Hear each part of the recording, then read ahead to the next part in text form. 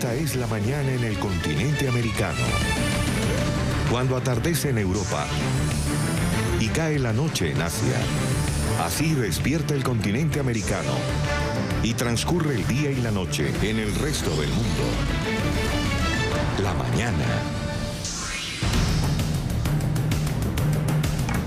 Y por primera vez desde que llegó a la Casa Blanca, Donald Trump se ha dirigido a la nación desde el despacho Oval. En su discurso emitido por las televisiones en el país, haya presentado su realidad sobre la situación en la frontera con México. Ha descrito una grave crisis humanitaria y de seguridad nacional que a su juicio solo puede resolverse con la construcción de un muro fronterizo que proteja a los Estados Unidos de los inmigrantes irregulares y de las supuestas inclinaciones criminales que tienen estas personas. La Casa Blanca ha exigido a las televisiones unos minutos en el prime time para llevar a los hogares de los estadounidenses lo que sonó como un pedido a la opinión pública para que se lo apoye en su exigencia a los demócratas en el Congreso para que aprueben estos presupuestos y levantar el muro con 5.700 millones de dólares y todo lo que implica esta protección que dice a los estadounidenses.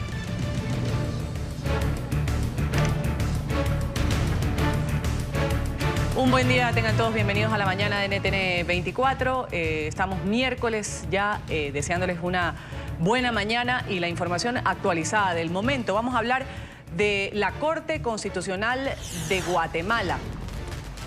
El máximo tribunal del país suspendió ya este miércoles la decisión del presidente Jimmy Morales de terminar anticipadamente y de forma unilateral el acuerdo entre el gobierno y la ONU acerca de la Comisión Internacional contra la Impunidad, CICIG.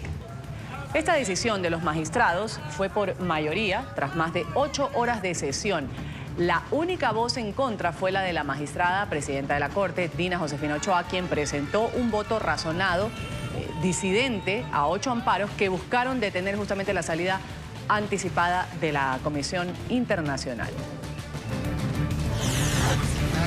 En el programa La Tarde de NTN 24, el Procurador General de Guatemala, Jordan Rodas, ha calificado como una decisión sin fundamento la del presidente Jimmy Morales de dar por terminado este acuerdo entre el gobierno y la ONU. El alto funcionario advirtió que es una medida en contra de la constitucionalidad guatemalteca. Instó a la comunidad internacional a expresar su rechazo a esta resolución del Ejecutivo. Bueno, es parte de un plan que ha venido ejecutándose paso a paso. Antes se pensaba que era un asunto solamente con el comisionado Iván Velázquez, después el tema de los investigadores, después ya renovar el plazo de la comisión. Y lo último lo daba a conocer en esta conferencia de prensa y minutos antes en Naciones Unidas en Nueva York por parte de la canciller, donde de forma unilateral, arbitraria, sin fundamento alguno, rompiendo todo lo que dice la Constitución política y el acuerdo que dio origen a la CICIG, vino y ayer hizo de conocimiento su decisión. La oficialista Asamblea Nacional Constituyente en Venezuela ha planteado disolver el Parlamento de mayoría opositora por apoyar la declaración del Grupo de Lima, que el pasado viernes anunció que no va a reconocer el nuevo mandato de Nicolás Maduro. El integrante Gerardo Márquez ha acusado a los que conforman la Asamblea Nacional de apoyar agresiones extranjeras y ha dicho que deberían convocarse a elecciones para elegir a los nuevos parlamentarios. Que este año, para cerrar el ciclo de elecciones de todos los poderes, llamemos y convoquemos a elección para la Asamblea Nacional, compatriotas y diputados venezolanos, defensores de la patria, defensores de la República. Evaluemos esa posibilidad como poder supraconstitucional, como poder plenipotenciario. Ya basta de lacayos y de traidores. Es hora de luchar y defender la soberanía de este pueblo al lado de nuestro comandante jefe, Nicolás Maduro Moro. Y precisamente el Parlamento de Venezuela, de mayoría opositora, ha pedido el respaldo del pueblo y de los militares para avanzar en una transición política. Cesar lo que han denominado como usurpación en el poder de parte de Nicolás Maduro, quien mañana va a jurar como nuevo mandatario por otros 6 años. El presidente de la Asamblea Nacional, Juan Guaidó, ha dicho que se necesita el apoyo de todos los sectores para lograr las condiciones para un gobierno transitorio y las nuevas elecciones dentro del marco de la Constitución.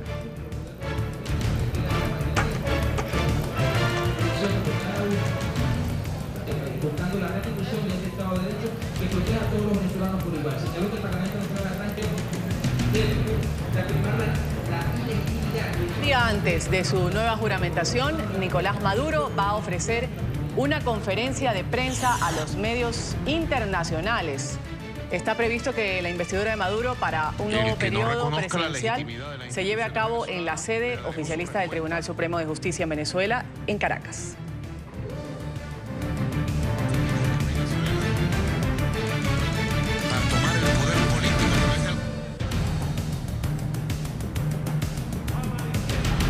Recíproca y oportuna. En diálogo con NTN. Avancemos.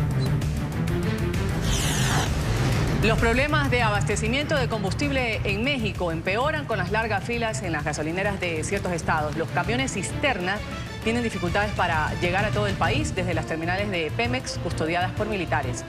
En los estados más afectados como Guanajuato, Jalisco, Hidalgo, Puebla o Michoacán, los vehículos se agolpan en las pocas gasolineras que quedan abiertas.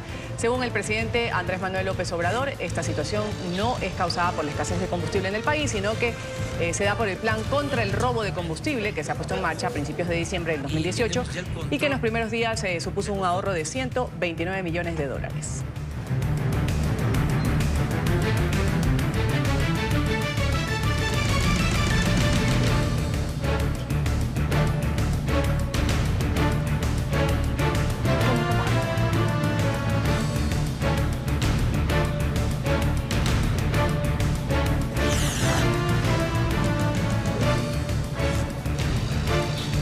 En Florida, la Fiscalía ha solicitado fijar la fecha del juicio de Nicolás Cruz, el autor de la matanza de Parkland que ocurrió el 14 de febrero del 2018. 17 personas murieron en la secundaria Marjorie Stoneman Douglas de Parkland durante este tiroteo que fue perpetrado por este joven.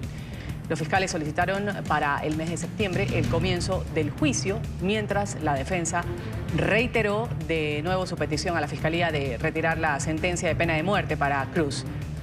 Él ha sido autor confeso de esta masacre.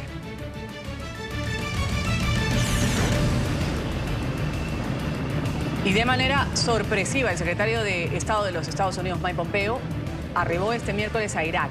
En su visita, el alto funcionario se reunió en Bagdad con el presidente del Parlamento y otros dirigentes iraquíes. El viaje corresponde a la segunda etapa de una gira regional que comenzó en Jordania. En los próximos días, Pompeo también estará de visita en países como Egipto, Emiratos Árabes y Kuwait.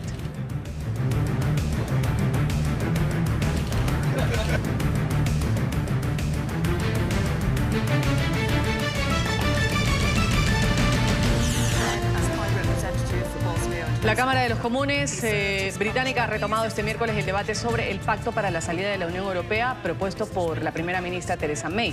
Las discusiones se van a desarrollar en un ambiente de creciente tensión, también de divisiones. El próximo martes este pacto será votado tras ser postergado en diciembre pasado por la falta de respaldo en el Parlamento. Through our own work and through the International Citizenship Service. Dame Caroline Spellman. Thank you, Mr. Speaker. Would the Minister agree with me that it will be impossible?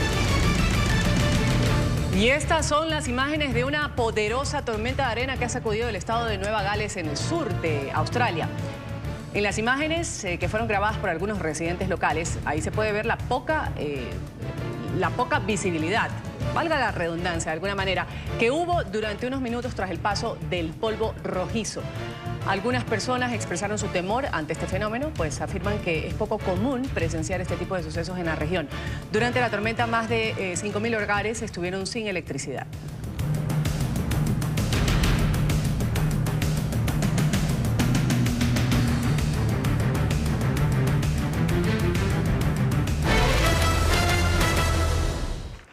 Y como una crisis creciente ha calificado el presidente de Estados Unidos, Donald Trump, la situación en la frontera con México. En un discurso que fue televisado en horario de máxima audiencia, el mandatario aseguró que en los últimos 2 años, la Oficina de Migración y Aduanas, ICE, por su sigla en inglés, ha efectuado 266.000 arrestos de inmigrantes con antecedentes penales. por delitos como robo, crímenes sexuales y asesinato. Pese a las continuas afirmaciones de Trump sobre la crisis fronteriza que vive Estados Unidos, actualmente el número de personas que han sido detenidas en esta zona limítrofe con México ha disminuido en las últimas 2 décadas. La alocución presidencial estuvo precedida por la incertidumbre sobre la posibilidad. Había una amplia posibilidad, según los analistas, de que Trump, quien va a visitar la frontera sur este jueves, declarara la emergencia nacional. Este es un mecanismo que le abría la puerta, le permitía a él utilizar fondos militares en la construcción de este muro fronterizo.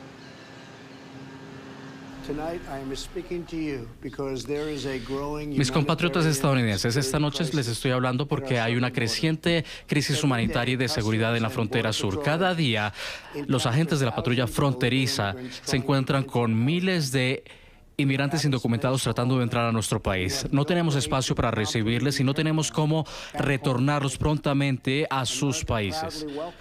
Estados Unidos orgullosamente recibe a millones de documentados, de inmigrantes que tienen los documentos en regla, pero todos los estadounidenses están lesionados por la inmigración ilegal descontrolada. Socava los recursos públicos y baja los salarios y los empleos. Entre los más golpeados son los afroestadounidenses y los hispanoestadounidenses. Nuestra frontera sur es un grifo abierto para grandes cantidades de drogas ilícitas, incluidas las metanfetaminas, la marihuana y la cocaína. Cada semana 300 de nuestros ciudadanos son asesinados por solamente la heroína. 90% de la cual entra por la frontera sur. Más estadounidenses morirán por drogas este año que los que fueron asesinados en toda la guerra de Vietnam. En los últimos 2 años, la oficina de ICE ha hecho 260,000 arrestos de indocumentados con antecedentes penales, incluyendo aquellos acusados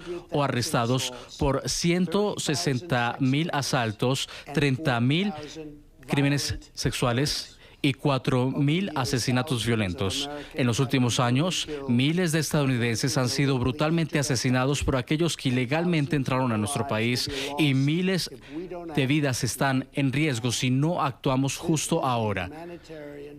Esta es una crisis humanitaria, una crisis en el corazón y una crisis del alma. El mes pasado, 20,000 niños migrantes fueron traídos ilegalmente a los Estados Unidos. Un aumento dramático. Estos niños son utilizados como peones humanos por viciosos coyotes y bandas despiadadas. Saludamos a esta hora en Filadelfia, Estados Unidos, Fernando Treviño. Él es analista político. Gracias por estar con nosotros, señor Treviño. Bienvenido. Hola, buenos días, Ruth. Buenos días. Bueno, ¿qué sensación ha dejado, a criterio suyo, Fernando, la descripción que ha hecho el presidente Trump sobre la situación en la frontera con México, donde ha hablado particularmente de una grave crisis humanitaria, de seguridad nacional? A su juicio, el juicio de Trump solo puede resolverse con la construcción de este muro que proteja a los estadounidenses de estos migrantes irregulares, lo ha dicho, y de sus supuestas inclinaciones criminales. Bueno, una vez más, es la misma retórica de odio del presidente Trump. A su juicio se necesita construir el muro, pero a juicio de políticos, a juicio de expertos de seguridad nacional, a juicio de expertos de migración, es una pérdida de tiempo, es una medida que no va a funcionar y que va a costar más de $5,000 millones. Él está tratando de justificar el muro para ahorrar dinero cuando se va a gastar más de $5,000 millones y va a causar la muerte de migrantes tratando de venir a este país. Ahora, los medios estadounidenses se sometieron inmediatamente, habló el presidente Trump a la locución presidencial que hubo.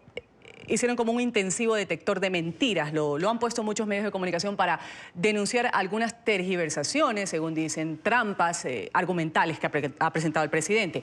Muchas eran conocidas, aunque esta vez pues, se dice las ha pronunciado en tono presidencial, porque ya existían desde la campaña. Desde las cifras de entrada de ilegales por la frontera terrestre, la vía más habitual de las drogas, de la llegada de las drogas, según ha dicho, cuando casi toda la droga llega oculta por puertos de entradas regulares, según dicen los entendidos. O la alegación también de que México indirectamente va a pagar por esta pared, por este muro, gracias a la reforma de su acuerdo comercial. Así es. Es importante ver cómo fue creciendo o modificando su postura. Primero, durante la campaña decía que México iba a pagar, luego decía que el Congreso iba a pagar y luego le iba a cobrar a México, y ahorita está diciendo que la manera que México va a pagar es de los ahorros a través del nuevo Tratado de Libre Comercio. El presidente ya no sabe qué mentira inventar. El presidente ya no sabe cómo argumentar algún tipo de historia para poder radicalizar a su base y seguir movilizándolos hacia el 2020. Esta es una estrategia electoral. Sigue haciendo lo mismo que hizo durante la campaña presidencial. Después de ver todo lo que perdió en la elección del medio término hace unos meses, está urgido para galvanizar a su base y para poder radicalizar el voto nuevamente. Eso es un problema que siempre el presidente ha tenido, que dice una mentira y luego sigue creciendo, y no lo digo yo como analista demócrata, lo dicen todas las cadenas de televisión, como tú bien lo dices, ¿no? Ahora, bueno, pero las cadenas de televisión justamente es con quien el presidente Trump ha tenido discrepancias desde que llegó, desde que era candidato a la presidencia estadounidense. El discurso de ayer, ¿qué pasaron horas antes? Mucha gente estaba ansiosa, estaba esperando a la expectativa de lo que iba a decir. Había quienes afirmaban que se podía declarar la frontera en emergencia, una emergencia nacional que le permitía poderes al Ejecutivo, directamente pasándose por encima de lo que digan los demócratas, lo que digan los republicanos. Aquí mando yo y esto no es una negociación, sino una imposición. ¿Lo ve usted más adelante al presidente Trump, si no logra un acuerdo con los demócratas en el Congreso, de que le aprueben sus 5.000 millones para la seguridad fronteriza y la seguridad de los estadounidenses? ¿Lo ve con esos alcances de poder sortear su veto y poderla hacer una emergencia nacional? Mira, conociendo a este presidente, todo es posible. La verdad, ya nada me sorprendería. Al mismo tiempo, no creo que los republicanos le vayan a permitir eso. No los demócratas, pero los republicanos, porque estaría aumentando el déficit en billones de dólares. O sea, entonces no creo que su propio partido le vaya a permitir. Una de las cosas que siempre criticó del presidente Obama era el abuso de este poder ejecutivo, de actuar alrededor del Congreso. Y esto sería un abuso absoluto. Pero al mismo tiempo, te comento, de este presidente no me sorprendería nada. Vamos inmediatamente a ver, Fernando Treviño, posterior al discurso del presidente Trump, los demócratas dieron su versión sobre los hechos. Nuevamente ahí veíamos a Nancy Pelosi, presidenta del Congreso, y lo veíamos al congresista Schumer también, que ya ha sido bastante enfático, diciendo que se está jugando con los estadounidenses. Ahí los vemos a los dos en pantalla, daban estas declaraciones posterior al discurso del mandatario. Vamos a escuchar lo que decían los demócratas. Mis compatriotas estadounidenses, nos dirigimos a ustedes esta noche por una única razón. El presidente de los Estados Unidos ha fallado en hacer que México pague por su innecesario muro fronterizo y ha sido incapaz de convencer al Congreso o al pueblo estadounidense para el proyecto que ponga fin al cierre de gobierno. La democracia no funciona así. No gobernamos por rabietas. Ningún presidente debe exigir que todo se haga a su manera, o si no, cerrar el gobierno, hiriendo a millones de estadounidenses. Esta noche, y a través de este debate y esta presidencia, el presidente Trump ha invocado al miedo, no los hechos, a la división y no a la unidad.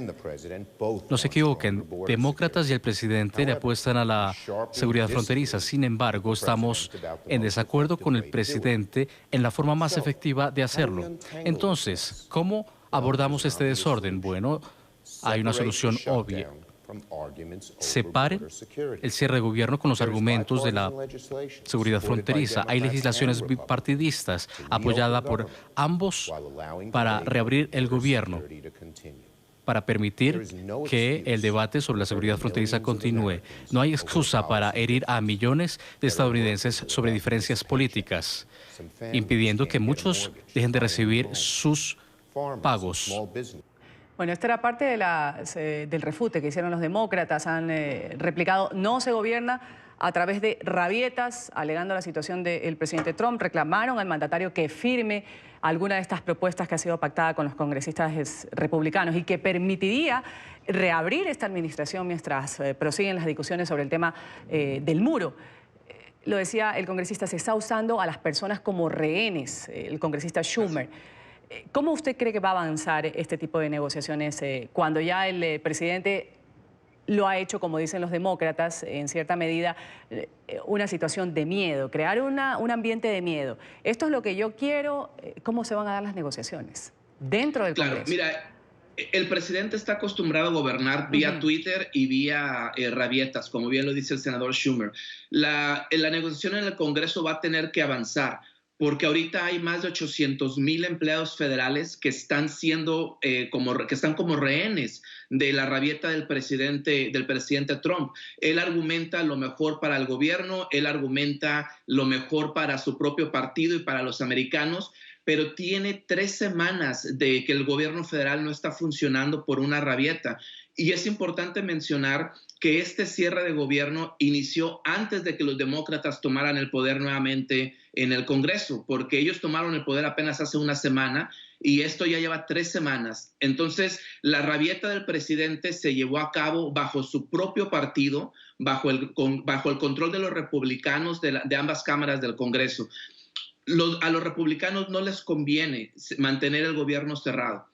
Insisto, ahorita tenemos más de 800,000 empleados federales que no están recibiendo beneficios, que no están recibiendo salarios. Muchos de los beneficios externos que el gobierno da no van a funcionar. Entonces, es algo que el presidente se va a ver forzado a sentarse a negociar.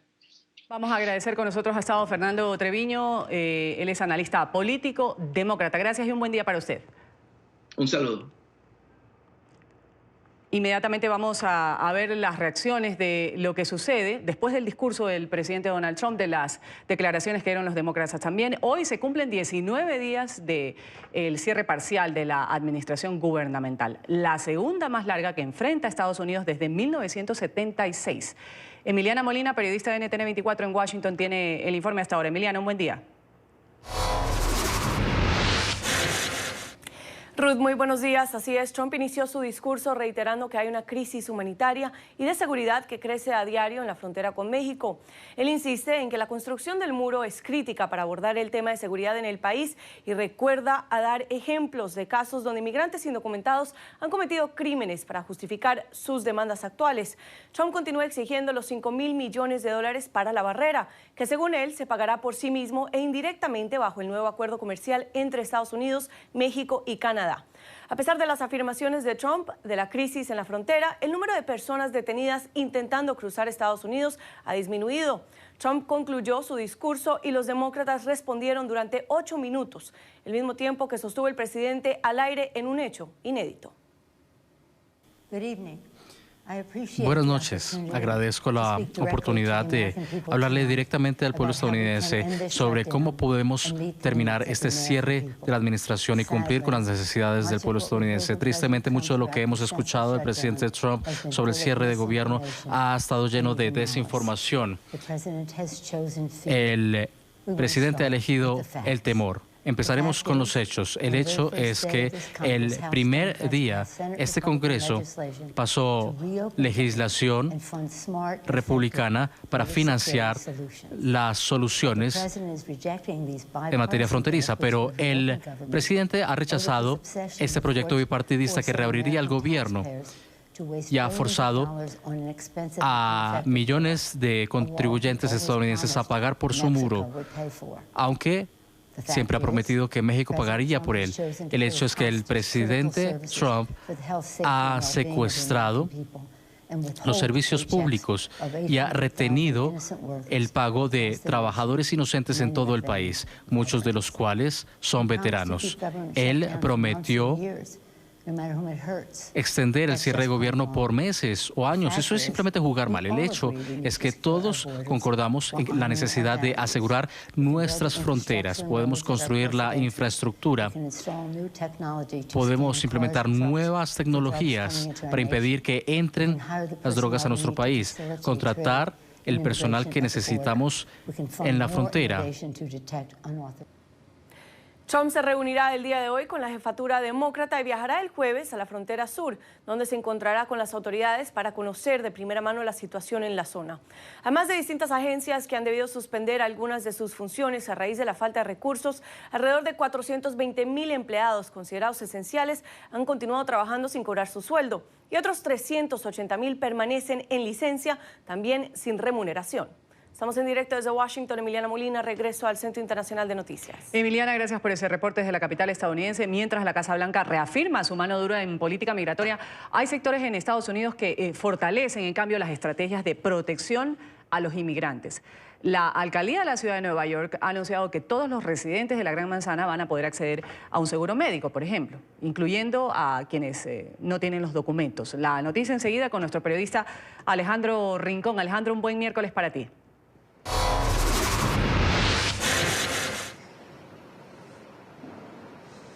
Hola, feliz miércoles para todos. El gobierno de la ciudad de Nueva York describe esta estrategia como la más integral que exista ahora mismo en los Estados Unidos para permitir o mejorar el acceso a servicios médicos para la población de la Gran Manzana.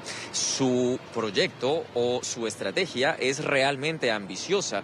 Por lo menos 600,000 personas que viven ahora mismo en este punto de los Estados Unidos no cuentan con un seguro médico, y de esos 600,000 hay 300, o sea, la mitad de 300,000 que son población indocumentada, y para todos ellos, de acuerdo con este nuevo plan, podrá ser posible empezar a adquirir un seguro médico. Actualmente la ciudad de Nueva York tiene un programa conocido como Metro Plus que se enmarca dentro de lo previsto por la Ley de Cuidado Accesible o Obamacare del pasado gobierno de la Unión Americana, y con la nueva estrategia toda esta plataforma empezará a conocerse como NYC Care, a través de la cual no solo las personas que se inscriban podrán tener acceso a un médico primario de emergencias, sino también acceso a farmacias, a servicios de salud mental y también, por ejemplo, cuando a una persona pase por fases de abuso de sustancias, a programas de prevención y de neutralización o de reducción de los riesgos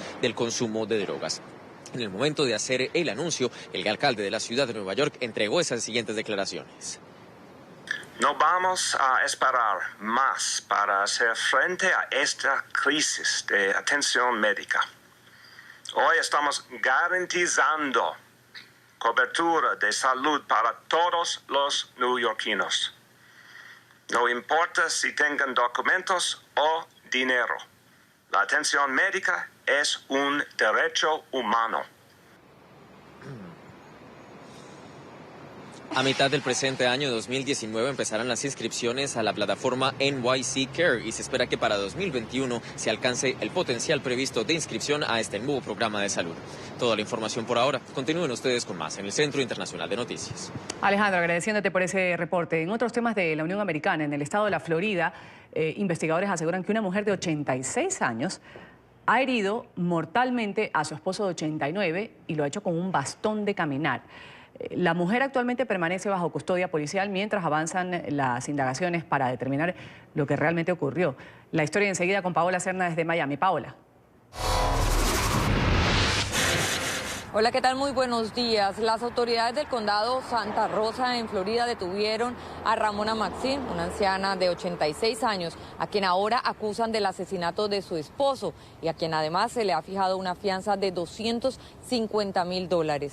De acuerdo con el reporte de las autoridades de Pensacola, un vecino logró ver cuando la mujer estaba sobre el cuerpo de su esposo justo enfrente de la vivienda. Se acercó para brindarle los primeros auxilios y ahí fue cuando llamó al 911 y al departamento de emergencias, quienes llegaron, pero lamentablemente el hombre ya había fallecido.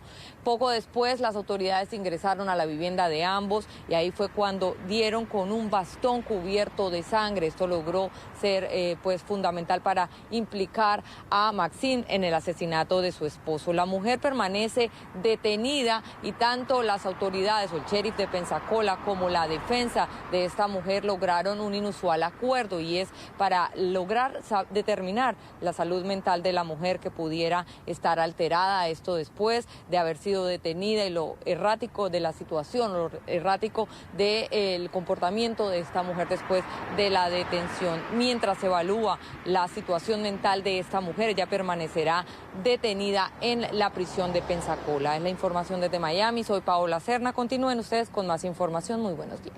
Buen día a Paola, gracias por esa historia, ese reporte. Desde Florida vamos a hablar ahora de la abogada rusa Natalia Veselnitskaya, que se reunió en el 2016 con varios miembros del equipo de campaña del presidente Donald Trump. Ella fue acusada por la Unión Americana de obstaculizar el ejercicio de la justicia.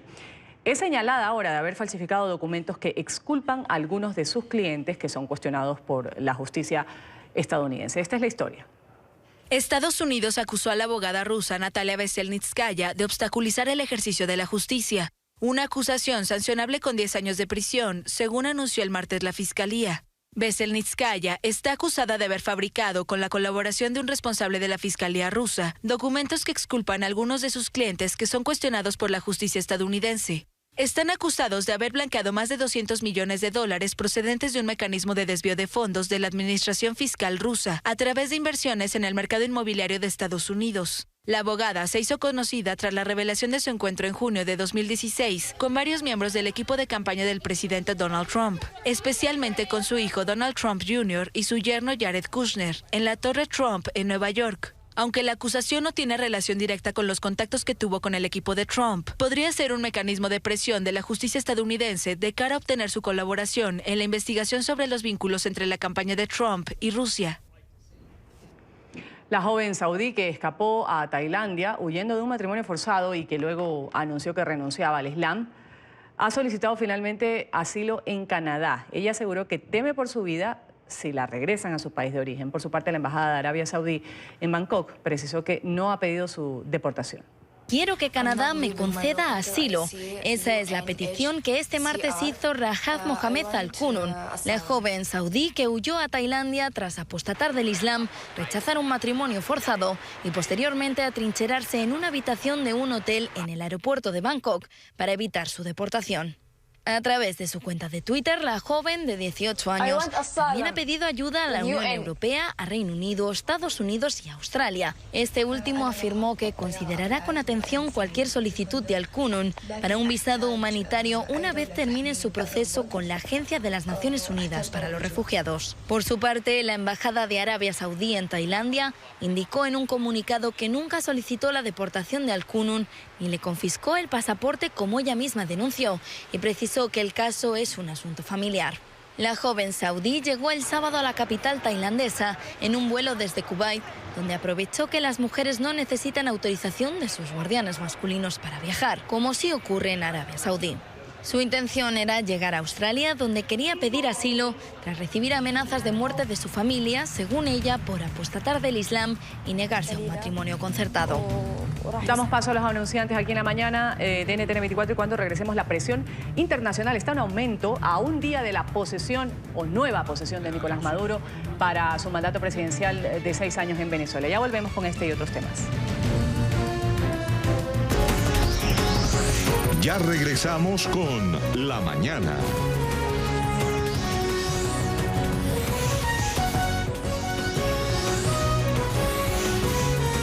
Continuamos con La Mañana. Avanza la mañana y avanza la agenda informativa también en las Américas. Vamos a ver lo que es noticia en el sur de este continente. El presidente Jair Bolsonaro ha confirmado que Brasil se retiró del pacto de migraciones consensuado en el marco de las Naciones Unidas para, según él, preservar los valores nacionales. El mandatario ha afirmado que Brasil es soberano para decidir si acepta o no migrantes en un mensaje que publicó en su cuenta en la red social de Twitter. En el texto, el líder ultraderechista también aseguró que las personas que entren al país tendrán que someterse a las leyes brasileñas y respetar su cultura. Emergencia en Filipinas, al menos 80 personas fueron atendidas debido a las lesiones leves, también a los mareos durante la procesión del Nazareno Negro por las calles de Manila. Según la policía, más de 100.000 fieles se aglomeraron en torno a la imagen. Los organizadores calculan que más de 5 millones de personas participan en distintas etapas de esta procesión, que en otros años se ha alargado por 20 horas en su recorrido de 6 kilómetros. Tallada en México, la imagen del Nazareno Negro llegó a Manila en mayo de 1606 en un galeón procedente de Acapulco que, según la leyenda, se incendió cerca del archipiélago. La policía de Australia investiga varios paquetes sospechosos enviados a embajadas, también a consulados, que según reportes incluían las misiones estadounidenses y británicas en las ciudades de Melbourne y de Canberra. Medios locales también indican que entre las oficinas diplomáticas afectadas se encuentran además la de Nueva Zelanda, India, Japón, Corea del Sur, Alemania, Grecia, España, Suiza y Egipto. Las autoridades no han reportado daños ni heridos. Así ha quedado este automóvil luego de que una gigantesca señal de tránsito le cayera encima en Australia. El letrero metálico de 5 metros de ancho por 4 de alto estaba parcialmente soldado, atornillado a la barrera superior cuando cayó en la vía unas horas de congestión vehicular.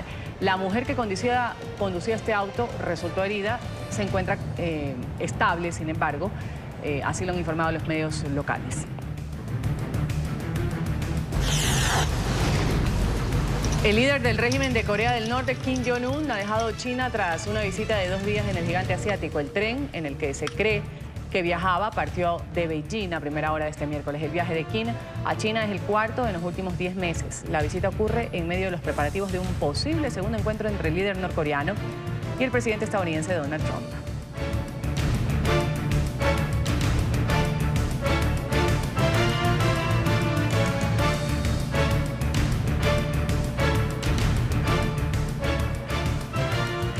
El presidente de la Asamblea Nacional Constituyente de Venezuela, el oficialista Diosdado Cabello, acusará de traición a la patria a quienes respalden esta postura que ha dado el Grupo de Lima de no reconocer un nuevo periodo de Nicolás Maduro. El reporte enseguida con nuestra periodista Daniela Zambrano desde la capital venezolana. Daniela, un buen miércoles. Buen día, 9:41 de la mañana. El día de ayer, tras la sesión de la Asamblea Nacional Constituyente, fue Diosdado Cabello quien leyó este decreto e instaba a los poderes públicos a abrir investigaciones por supuesta traición a la patria a todos aquellos que respalden las declaraciones del Grupo de Lima, que recordemos ya ha advertido no reconocerá el segundo mandato del presidente Nicolás Maduro a partir del 10 de enero. Veamos parte de este decreto que anunció Diosdado Cabello el día de ayer. Ordenar desde esta soberanísima Asamblea Nacional Constituyente a los poderes judiciales de nuestra patria que se abra una investigación inmediata por traición a la patria a todos aquellos y aquellas que se pleguen a la declaración del mal llamado Grupo de Lima. Es una instrucción al Poder Judicial, al Tribunal Supremo de Justicia, una instrucción al Ministerio Público para que se abra de inmediato la investigación. La postura de la Asamblea Nacional es desconocer también este segundo mandato del presidente Nicolás Maduro, luego de considerar que estaría usurpando el cargo. También, en medio del debate de la Asamblea Nacional Constituyente, uno de los constituyentistas, Gerardo Márquez, tomó la palabra para proponer que se disuelva la Asamblea Nacional y se convoque a nuevas elecciones parlamentarias. Que este año, para cerrar el ciclo de elecciones de todos los poderes, llamemos y convoquemos a elección para la Asamblea Nacional, compatriotas y diputados venezolanos, defensores de la patria, defensores de la República. Evaluemos esa posibilidad como poder supraconstitucional, como poder plenipotenciario. Ya basta de lacayos y de traidores. Es hora de luchar y defender la soberanía de este pueblo al lado de nuestro comandante jefe, Nicolás Maduro Moro. El día de hoy la Cancillería venezolana ha estado entregando notas de protestas a todos los países pertenecientes al Grupo de Lima, precisamente para manifestar el descontento que tiene Venezuela ante una postura que consideran injerencistas. También en horas del mediodía se espera una rueda de prensa del presidente Nicolás Maduro. Ha convocado a medios internacionales, sin embargo, no todos están acreditados. Y también como parte de la agenda estará el exhorto pastoral luego de finalizar la asamblea ordinaria de la Conferencia Episcopal Venezolana número 111. Esto será a las 11 de la mañana, hora local. Esta semana, recordemos, la Iglesia ya ha adelantado posición con respecto a la juramentación del presidente Nicolás Maduro. Han calificado que su gobierno ha tenido un desempeño moralmente inaceptable. Han responsabilizado al gobierno de Nicolás Maduro del hambre y la miseria que se encuentra en el país, y seguramente será en esta tónica el exhorto pastoral que se dará el día de hoy. Es la información que tenemos desde Caracas. Volvemos contigo, Ruth. Daniela, muchas gracias por ese reporte. Mañana sin duda va a ser un día muy movido en Venezuela y la presión internacional aumenta. El gobierno colombiano ha anunciado que todos los países que conforman este denominado Grupo de Lima, a excepción de México, se van a sumar a la decisión adoptada por Perú de no permitir el ingreso a sus territorios a personas vinculadas con el gobierno de Nicolás Maduro. Gobiernos de la región incrementan su presión contra el régimen venezolano. Hace pocos días era Perú el que anunciaba duras medidas en contra del gobierno de Nicolás Maduro. Y este martes, Colombia afirmó que estudia aplicar las mismas sanciones. A partir de ese momento entonces, en Colombia se está avanzando en la concreción de esas medidas, lo cual se anunciará próximamente, dirigidos esos pasos que se están dando a cumplir con los compromisos adquiridos conjuntamente. Las medidas son las que estipularon en la declaración tras el más reciente encuentro del Grupo de Lima, en las que se habla de sanciones económicas y la restricción de entrada al país de funcionarios maduristas. El canciller colombiano fue enfático en señalar que estas determinaciones, que se anunciarán en los próximos días, no son en contra del pueblo venezolano.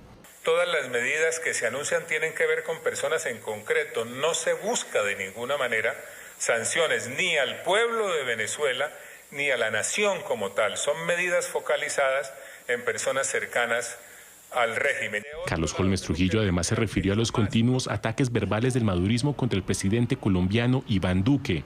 Todas las actuaciones de Colombia lideradas por el presidente Duque tienen el propósito, dentro de la legalidad internacional y de la legalidad hemisférica, y sin ningún ánimo belicista, de contribuir a crear condiciones conjuntamente con otras naciones democráticas para lograr que el hermano pueblo de Venezuela pueda vivir nuevamente en democracia y libertad. En la más reciente reunión del Grupo de Lima, 13 de los 14 países integrantes firmaron un acuerdo en el que indicaron que no reconocerán el nuevo mandato de Nicolás Maduro, quien tomará posesión de su cargo el próximo 10 de enero. A 2 semanas de la llegada del Papa Francisco y miles de peregrinos que van a asistir justamente a esta Jornada Mundial de la Juventud en Panamá, el Aeropuerto Internacional de Tocumen, en el noreste del país, ha inaugurado una nueva subestación eléctrica a fin de evitar apagones durante este evento. El Aeropuerto Internacional de Tocumen en Panamá, una importante terminal de conexiones en la región, inauguró una subestación eléctrica de 115 voltios para reforzar su autonomía energética a 2 semanas de la llegada de unos 200.000 peregrinos que entre el 21 y 27 de enero acudirán a la Jornada Mundial de la Juventud.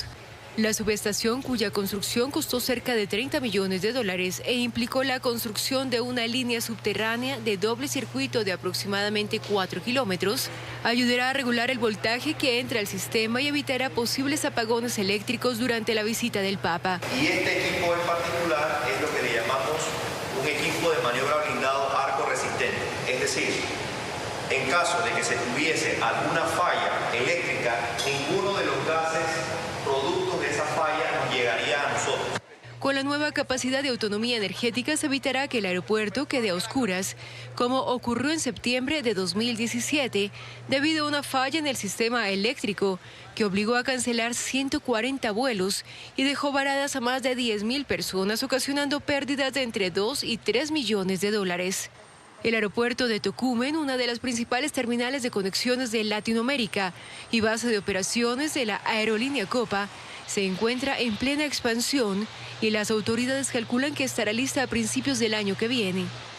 Varios ministros y científicos de Uruguay han salido rumbo a la Antártida, donde van a sostener una reunión estratégica sobre el cambio climático y también medio ambiente. Además, van a realizar varios estudios e investigar así los microorganismos que habitan en esta zona.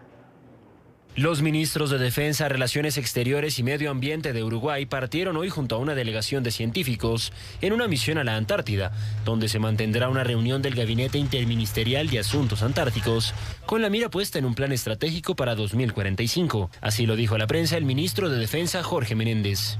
El 45, desde el punto de vista antártico, es hoy. O sea, nosotros tenemos que pensar estratégicamente con la perspectiva de lo que se deberá resolver en ese momento, en una decisión transversal que abarca a todo el Uruguay. En tanto, la ministra de Vivienda, Ordenamiento Territorial y Medio Ambiente, Eneida de León, dijo que Uruguay se debe preparar para cualquier modificación que haya en el tratado. Allí se hacen todos los estudios para ver qué es lo que está ocurriendo en el mundo, y la Antártida es un reflejo fiel de los temas de cambio climático y medio ambiente. Además de la reunión interministerial, a la misión asistirán científicos que permanecerán en la base científica antártica Artigas y realizarán diversos estudios. En ese sentido, la investigadora Natalia Baxa del Instituto Clemente Estable explicó las razones para participar en la expedición. Yo voy a la Antártida como parte de un proyecto de investigación de nuestro laboratorio para investigar los microorganismos que viven en la Antártida. Esta es la cuarta vez que la investigadora uruguaya estará en la Antártida y contó que todas sus visitas a este continente son muy intensas, con mucho trabajo dentro y fuera de la base. Vamos aquí a una pausa comercial enseguida. Vamos a hablar de la Corte Constitucional de Guatemala, que ha suspendido la salida anticipada de la CICIG, esta Comisión Internacional contra la Impunidad. Ya regresamos con La Mañana.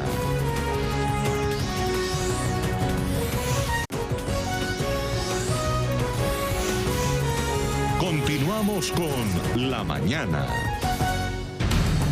Vamos a continuar con el programa La Mañana de NTN 24 con estas declaraciones que dio el presidente Donald Trump. Ha calificado como una crisis creciente la situación que se vive en la frontera con México. En una alocución televisada, en un horario de máxima audiencia, el mandatario aseguró que en los últimos 2 años la Oficina de Inmigración y Aduanas, ICE, ha efectuado 266.000 detenciones de inmigrantes con antecedentes penales por delitos como robo, crímenes sexuales y asesinato.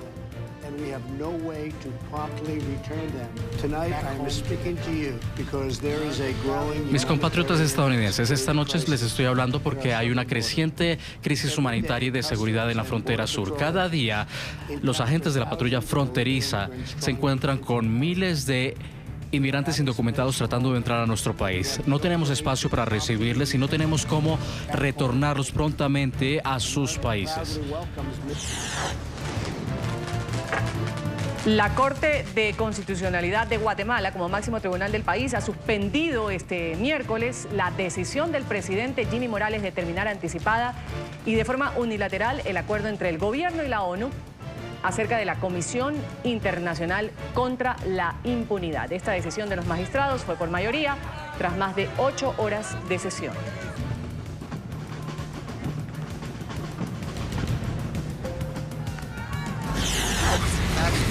Y en el programa A la Tarde de NTN 24, el Procurador General de Guatemala, Jordán Rodas, ha calificado una decisión sin fundamento, la polémica iniciativa del presidente Jimmy Morales de dar fin a este acuerdo entre el gobierno y la ONU. El alto funcionario advirtió además que es una medida en contra de la constitucionalidad guatemalteca e instó a la comunidad internacional a expresar su rechazo a la resolución del Ejecutivo. Bueno, es parte de un plan que ha venido ejecutándose paso a paso.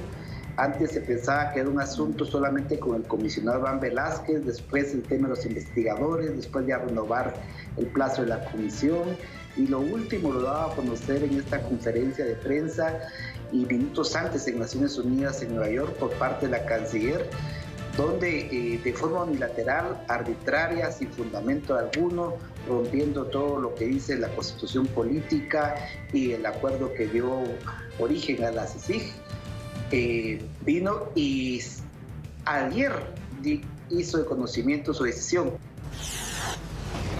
La oficialista Asamblea Nacional Constituyente en Venezuela ha planteado disolver el Parlamento de mayoría opositora por apoyar la declaración del Grupo de Lima, que el pasado viernes anunció que no va a reconocer el nuevo mandato de Nicolás Maduro. El constituyente Gerardo Márquez acusó a los integrantes de la Asamblea Nacional de apoyar agresiones extranjeras. Ha dicho también que deben convocarse a elecciones para elegir nuevos parlamentarios. Que este año, para cerrar el ciclo de elecciones de todos los poderes, llamemos y convoquemos elección para la Asamblea Nacional, compatriotas y diputados venezolanos, defensores de la patria, defensores de la República. Evaluemos esa posibilidad como poder supraconstitucional, como poder plenipotenciario. Ya basta de lacayos y de traidores. Es hora de luchar y defender la soberanía de este pueblo al lado de nuestro comandante jefe, Nicolás Maduro Moro.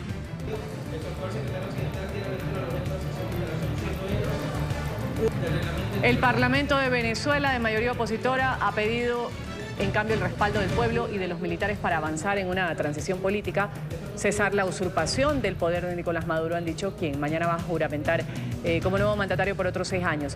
El presidente de la Asamblea Nacional, Juan Guaidó, ha asegurado que necesita el apoyo de todos los sectores para lograr las condiciones para un gobierno transitorio y nuevas elecciones dentro del marco de la Constitución. Un día antes de su nueva juramentación, Nicolás Maduro va a ofrecer hoy una conferencia de prensa a los medios internacionales. Está previsto que la investidura de Maduro para un nuevo periodo presidencial se lleve a cabo mañana en la sede oficialista del Tribunal Supremo de Justicia de Venezuela en Caracas. Los problemas de abastecimiento de combustibles en México empeoran. Hay largas filas en las gasolineras de ciertos estados. Ahí los camiones cisternas tienen dificultades para llegar a todo el país desde las terminales de Pemex, custodiadas por militares. En los estados más afectados, como Guanajuato, Jalisco, Hidalgo, Puebla o Michoacán, los vehículos se agolpan en las pocas gasolineras que quedan abiertas.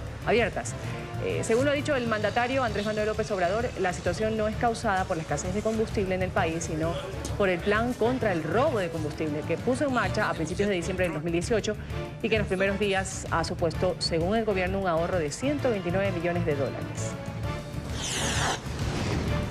En Florida, la Fiscalía ha solicitado fijar la fecha del juicio de Nicholas Cruz, el autor de la matanza en Portland, la matanza de San Valentín. Ocurrió el 14 de febrero del 2018. 17 personas murieron en la escuela secundaria Marjorie Stoneman Douglas durante este tiroteo que fue perpetrado por el joven. Los fiscales solicitaron el mes de septiembre el comienzo del juicio, mientras la defensa reiteró su petición a la Fiscalía de retirar la sentencia de pena de muerte para Cruz. De manera sorpresiva, el secretario de Estado de Estados Unidos, Mike Pompeo, ha arribado este miércoles a Irak. En su visita, el alto funcionario se reunió en Bagdad con el presidente del Parlamento, también con otros dirigentes iraquíes. El viaje corresponde a la segunda etapa de una gira regional que ha comenzado en Jordania. En los próximos días, Pompeo estará también de visita en países como Egipto, Emiratos Árabes y Kuwait.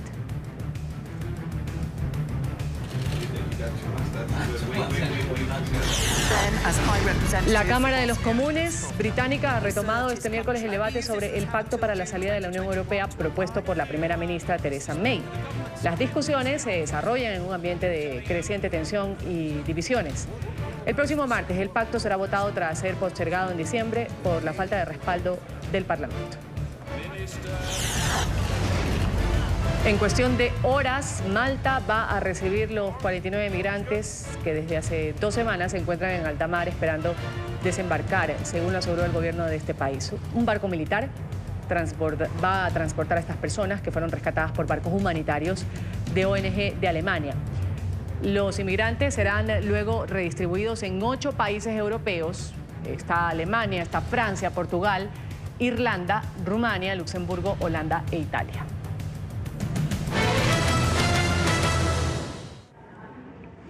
La administración de Trump sigue cerrando el cerco contra el régimen de Venezuela y las personas que son cercanas al madurismo. Este martes, justamente, el Departamento del Tesoro ha sancionado a 7 personas y a un grupo de empresas involucradas con casos de corrupción. Entre los sancionados se encuentran Raúl Gorrín Belisario, y está en pantalla. Hace cerca de un mes, él fue identificado por las autoridades como cabeza de una red de lavado de activos. También dentro de la lista de estas 23 empresas destaca el canal Globovisión, de propiedad de Gorrín. Las sanciones estipulan que ningún ciudadano estadounidense puede hacer negocios con estas personas, las que están incluidas en la lista. Revisamos inmediatamente quiénes son los sancionados. Está Leonardo González de Llán, que fue presidente del Banco Industrial de Venezuela desde el año 2002 hasta el 2004. Raúl Gorrín, que lo hemos mencionado, dueño de Globovisión. Gustavo Adolfo Perdomo Rosales, socio y cuñado de Raúl Gorrín, vinculado a la Banda de los Enanos, un cartel de abogados que opera en el sistema judicial venezolano. Está también Claudia Patricia Díaz Guillén, directora de la Oficina Nacional del Tesoro y la secretaria del Fondo de Desarrollo entre el 2011 y 2013.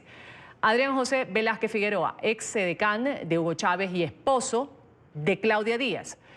Mayela Antonina Taracio Pérez, esposa de Gustavo Perdomo. La lista cierra con María Perdomo, hermana de Gustavo Perdomo y esposa también de Raúl Gorrín, de quien no se tiene un registro fotográfico conocido. Mientras tanto, las empresas sancionadas pertenecientes registradas bajo el apellido Gorrín se encuentran ubicadas en Caracas, están también en la parte de Florida, en Panamá, en St. Kitts and Nevis.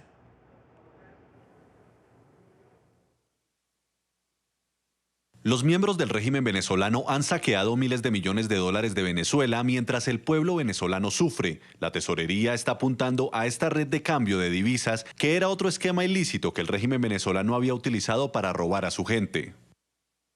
Estados Unidos sigue comprometido a responsabilizar a los causantes del trágico declive de Venezuela y va a seguir usando las herramientas para apoyar los esfuerzos del pueblo venezolano para restaurar su democracia. Eso fue parte del comunicado del Departamento del Tesoro de Estados Unidos. Saludamos a esta hora en Italia a Edgardo Buscaglia. Él es asesor de gobiernos, investigador también de la Universidad de Columbia. Un buen día, gracias por estar con nosotros en la mañana de NTN 24. Es un placer estar junto a ustedes. Bueno, entre los sancionados se encuentran la ex tesorera de la Nación, está Claudia Díaz, los empresarios de medios, Raúl Gorrín, Gustavo Perdomo. También entre las empresas sancionadas está la televisora Globovisión, así también como otras 21 compañías, un jet matriculado incluso en Estados Unidos. ¿Qué pasa con estos bienes, los que están en la Unión Americana y que pertenecen a estas personas que han sido sancionadas por el gobierno norteamericano? Bueno, los bienes deben estar sujetos a un congelamiento y a un proceso de decomiso, pero debería extenderse muchísimo más a las redes de decomiso patrimoniales que hasta ahora. Deberían cubrirse a todas las empresas que están directa o indirectamente apoyando a este régimen, y eso equivale a cientos de empresas adicionales que todavía no han sido identificadas por el Departamento del Tesoro ni por ningún otro gobierno del planeta. O sea que habría que expandir muchísimo más el ámbito de sanciones contra todo tipo de empresas en donde estas personas pueden llegar a ser accionistas y empresas que estén siendo utilizadas por el régimen para mantenerse en el poder. Y eso no incluye hoy en día al tipo de empresas que uno sí ve sujetas a decomisos en países como Siria, en otros países como Sudán. Entonces, en Venezuela todavía el ámbito de congelamiento y decomiso de empresas y de personas físicas es todavía demasiado limitado. Señor Buscaglia, estas personas, las sancionadas, están acusadas de beneficiarse de una trama de intercambio de divisas derivada justamente del control de cambio, a un día de que el presidente Nicolás Maduro asuma su segundo mandato. Esto ha sido denunciado por Estados Unidos como ilegítimo. Esto mientras el pueblo de Venezuela pasa por una crisis social, económica terrible, se muere de hambre. ¿Qué implicación certera, de acuerdo a lo que ha presentado el Departamento del Tesoro, tiene el gobierno de Maduro en estas operaciones irregulares? Bueno, ese es un tipo de operaciones irregulares que financia las actividades de este gobierno y del próximo de Maduro.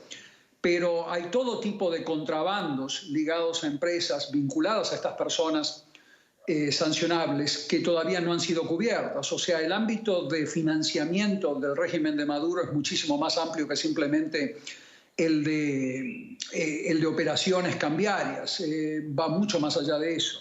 Hay todo un mercado de provisión, por ejemplo, de financiamiento a través de la compraventa de petróleo en los mercados informales que deberían ser cubiertos. Entonces, la experiencia internacional nos dice que cuando este tipo de gobiernos autoritarios como el de Venezuela se financian para poder operar como operan, violándole los derechos humanos a la población de Venezuela, hay que ir muchísimo más allá del financiamiento de un solo tipo de actividades y cubrir a través de congelamiento y decomisos a todas las actividades de financiamiento, todas las actividades de contrabando, en los mercados energéticos, todo tipo de contrabandos que hoy están operando a través del ejército de Venezuela. O sea que hay toda una serie de actores que todavía no han sido cubiertos por estas sanciones a las cuales nos estamos refiriendo. Sanciones, esta es una palabra que suena un poco fuerte, señor Buscaglia, y ya no es la primera vez que se escucha de parte de Estados Unidos. Han habido muchos sancionados que han tenido relación con el gobierno de Maduro. Ha estado, por ejemplo, nombres tan sonados como Delcy Rodríguez, Tarek Al-Aissami, entre otros. La pregunta aquí es si sirven de algo estas sanciones que se presentan por los estadounidenses. No sirven todavía, no van a ocasionarle a Venezuela, al régimen venezolano, un dolor como para que las élites políticas venezolanas den marcha atrás. Todavía no. No nos olvidemos que Venezuela sigue siendo beneficiado a través de subsidios, beneficios que reciben a través de otros gobiernos autoritarios como el de China, como el de Rusia. Por lo tanto, irse solamente contra un mercado de financiamiento del régimen político venezolano no va a causarles ningún tipo de dolor. La experiencia internacional te dice que tienes que mapear a todas las actividades de financiamiento del régimen, que van mucho más allá del mercado cambiario. Señor Buscaglia, gracias por haber estado con nosotros. Edgardo Buscaglia, él es asesor de gobiernos e investigador de la Universidad de Columbia, analizando un poco el impacto de estas sanciones a este nuevo grupo de personas relacionadas con el gobierno de Maduro, que han sido sancionadas, como lo decimos, por el gobierno de Estados Unidos. Gracias y un buen día para usted.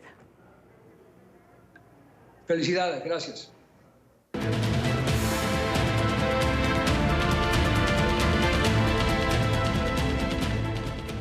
En España, las negociaciones entre partidos para formar un gobierno en la región española de Andalucía, al sur, se bloquearon. Esto debido al documento de condiciones que el ultraderechista Vox ha planteado para apoyar con sus votos a una coalición con el PP, con el Partido Popular. Vox condiciona su apoyo a cambio de que se cumplan varias acciones, entre ellas expulsar de Andalucía a más de 52.000 inmigrantes en condición irregular, también eliminar la ley andaluza de violencia de género.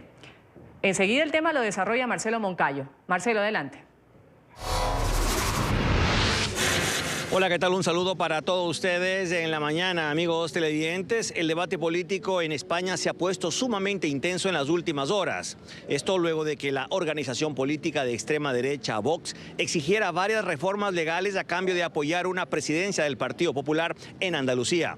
El Partido Popular necesita los apoyos de los partidos Ciudadanos y Vox para poder sacar a la presidenta de Andalucía luego de casi 40 años de control del Partido Socialista en esa región de España. Entre otras cosas, el Partido Vox quiere, a cambio de su apoyo, expulsar a más de 52.000 inmigrantes que se encuentran en situación irregular en Andalucía. Vox además desea derogar la ley andaluza de violencia de género, pues considera que el concepto género debe cambiarse por intrafamiliar. Vox considera que la norma prejuzga el sexo del agresor y permite una lluvia masiva de subvenciones a lo que ellos llaman asociaciones de feminismo supremacista. Ante estas propuestas del partido de extrema derecha no han cesado las reacciones, algunas provenientes desde ONGs como Amnistía Internacional. Son propuestas que lo único que se basan es en, primero, menospreciar las minorías, menospreciar ciertos grupos de población y crear miedo como excusa también para provocar un recorte en derechos humanos largamente conseguidos, ¿no? En ningún país se puede expulsar, tratar como si fueran mercancía a las personas, ¿no? Porque iría en contra de su propia dignidad. En primer lugar, cuando hablamos de inmigrantes, estamos hablando de personas que han huido, que en muchos casos que están buscando protección internacional y que por lo tanto son inexpulsables. Por otro lado, se trata de una competencia a nivel nacional. Y por otro lado, hay una serie de garantías que deben ser cumplidas. Amigos televidentes de la mañana, de su parte el partido de gobierno, el socialista, considera que finalmente la derecha se pondrá de acuerdo con tal de gobernar en Andalucía, traspasando lo que en otras partes de Europa serían líneas rojas. Este es el informe para la mañana. Sigan ustedes con más aquí en NTN 24. Hasta pronto. Hasta pronto, Marcelo. Así la situación de Andalucía. Gracias por ese reporte desde España. Corte comercial en la mañana. Enseguida la información deportiva. Además, el presidente Obama vuelve a hacer noticia gracias a una bebé. Les contamos enseguida. Ya regresamos con La Mañana.